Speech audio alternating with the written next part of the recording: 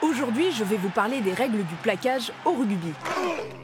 Le plaquage, c'est l'arme du défenseur pour empêcher l'attaquant d'avancer avec le ballon. Vous n'imaginez pas le nombre de règles auxquelles il faut penser avant de se lancer. Le plaquage est valide quand le plaqueur enlace puis accompagne le plaqué au sol. Après, il doit s'écarter rapidement. Pas de plaquage sans les bras. Sinon, ça s'appelle une percussion et ça peut être dangereux. Le plaquage se fait en dessous des épaules. Au-dessus, c'est une cravate et ça peut être dangereux aussi. Et attention, faut pas plaquer un joueur sans ballon. C'est bon, on a compris. Voici une pratique dangereuse et interdite, le plaquage cathédral. Il y a 3 étapes. Soulèvement, rotation et planté.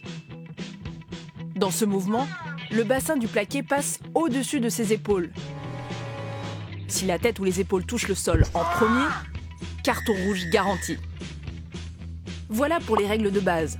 Bien sûr, quelques feintes sont tolérées. Les Irlandais adorent cette pratique. Ils plaquent l'attaquant à 2, le soulèvent et lui bloquent le ballon.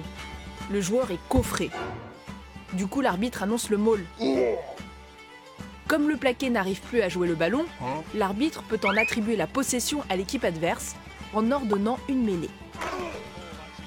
Chez les jeunes et les amateurs, le rugby c'est plutôt tranquille.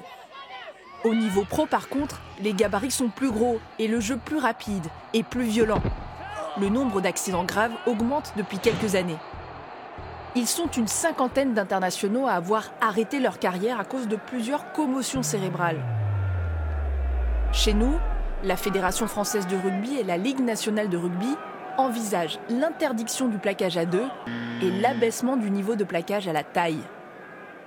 Au 19e siècle, c'était carrément Fight Club. On pouvait donner des coups de pied à la tête ou encore frapper un joueur au sol. Preuve que le rugby a toujours su évoluer.